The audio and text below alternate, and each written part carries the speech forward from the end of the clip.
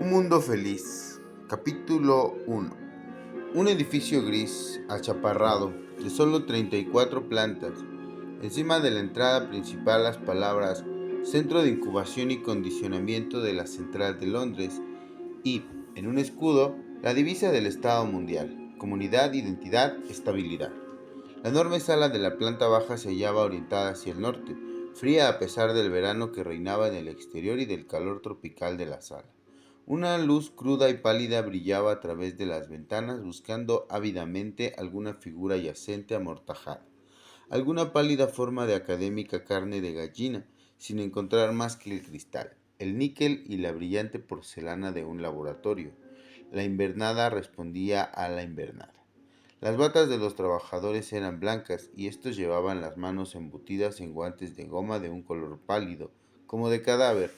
La luz era helada, muerta, fantasmal. Solo de los amarillos tambores de los microscopios lograba arrancar cierta calidad de vida, deslizándose a lo largo de los tubos y formando una dilatada procesión de trazos luminosos que seguían la larga perspectiva de las mesas de trabajo. Y esta, dijo el director abriendo la puerta, es la sala de fecundación.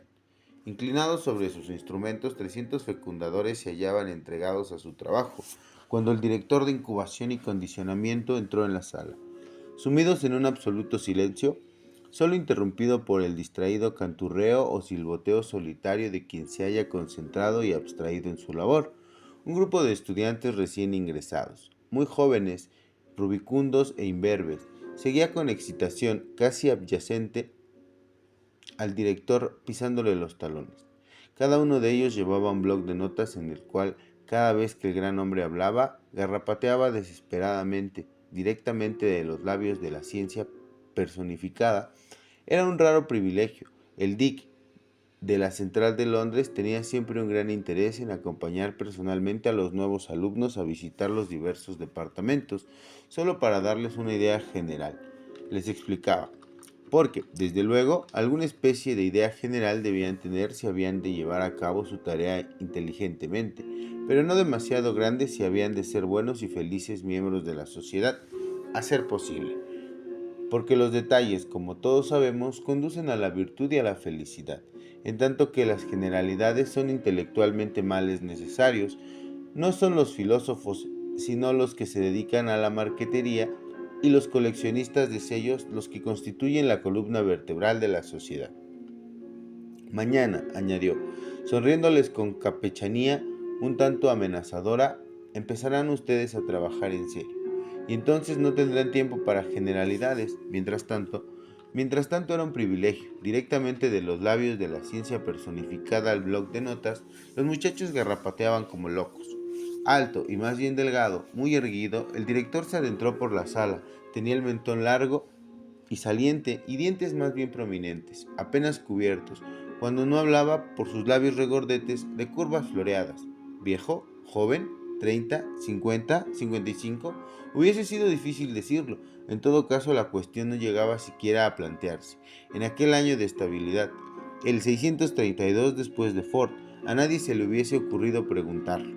Empezaré por el principio, dijo el director, y los más celosos estudiantes anotaron la intención del director en sus blocs de notas. Empieza por el principio. Esto siguió. Con un movimiento de la mano son las incubadoras, y abriendo una puerta aislante les enseñó hileras y más hileras de tubos de ensayos numerados. La provisión semanal de óvulos, explicó, conservados a la temperatura de la sangre, en tanto que los gametos masculinos, y al decir esto abrió otra puerta, deben ser conservados a 35 grados de temperatura en lugar de 37, la temperatura de la sangre esterilizada. Los moruecos envueltos en termógeno no engendran corderillos. Sin dejar de apoyarse en las incubadoras, el director ofreció a los nuevos alumnos, mientras los lápices corrían ilegiblemente por las páginas, una breve descripción del moderno proceso de fecundación. Primero habló, naturalmente, de sus prolegómenos quirúrgicos, la operación voluntariamente sufrida para el bien de la sociedad. Aparte, el hecho de que entraña una prima equivalente al salario de 6 meses, prosiguió con una nota sobre la técnica de conservación de los ovarios extirpados, de forma que se conserven en vida y se desarrollen activamente. paso a hacer algunas consideraciones sobre la temperatura, salinidad y viscosidad óptimas, prendidos y maduros, y acompañando a sus alumnos a las mesas de trabajo, les enseñó en la práctica cómo se retiraba aquel licor de los tubos de ensayo, cómo se vertía gota a gota sobre las placas de microscopio, especialmente caldeadas, cómo los óvulos que contenía eran inspeccionados en busca de posibles anormalidades, contados y trasladados a un recipiente poroso, cómo, y para ello los llevó al sitio donde se realizaba la operación. Este recipiente era sumergido en un caldo caliente que contenía espermatozoos en libertad, a una concentración mínima de 100.000 por centímetro cúbico, como hizo constar con insistencia. Y como, al cabo de 10 minutos, el recipiente era extraído del caldo y su contenido volvía a ser examinado. Como si algunos de los óvulos seguían sin fertilizar, era sumergido de nuevo y, en caso necesario, una tercera vez como los óvulos fecundados volvían a las incubadoras, donde los alfas y los beta permanecerían hasta que eran definitivamente embotellados, en tanto que los gamas, deltas y epsilones eran retirados al cabo de solo 36 horas, para ser sometidos al método de Bokanovsky. El método de Bokanovsky, repitió el director, y los estudiantes subrayaron estas palabras: el óvulo, un embrión, un adulto, la normalidad, pero un óvulo bokanovskificado prolifera, se divide de 8 a 96 brotes y cada brote llegará a formar un embrión perfectamente constituido y cada embrión se convertirá en un adulto normal. Una producción de 96 seres humanos donde antes solo se conseguía uno. Progresó.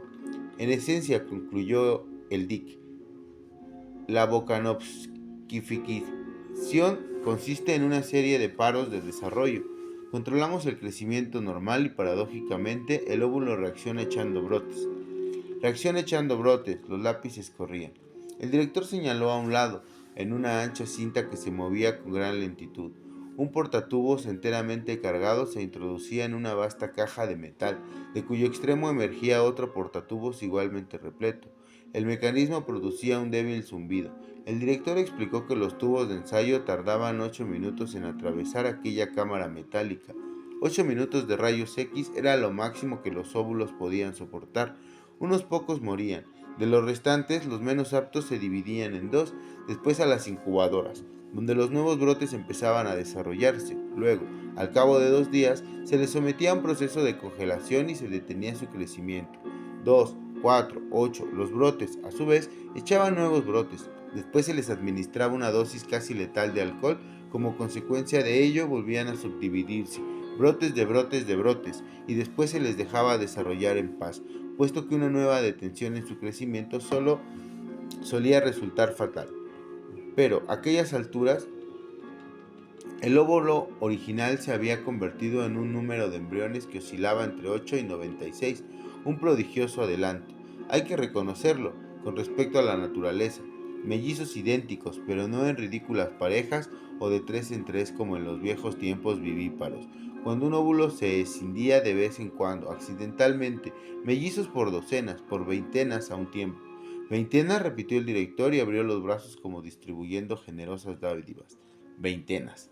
Pero uno de los estudiantes fue lo bastante estúpido para preguntar en qué consistía la ventaja.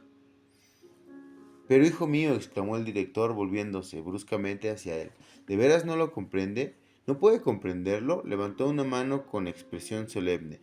El método Bokanovsky es uno de los mayores instrumentos de estabilidad social, uno de los mayores instrumentos de estabilidad social. Hombres y mujeres estandarizados, en grupos uniformes, todo el personal de una fábrica podría ser el producto de un solo óvulo bokanovskificado. 96 mellizos trabajando en 96 máquinas idénticas. La voz del director casi temblaba de entusiasmo. Sabemos muy bien a dónde vamos, por primera vez en la historia. Citó la divisa planetaria: comunidad, identidad, estabilidad. Grandes palabras. Si pudiéramos bokanovskificar indefinidamente, el problema estaría resuelto. Resuelto por gamas en serie, deltas invariables, epsilones uniformes, millones de mellizos idénticos, el principio de la producción en masa aplicado por fin a la biología.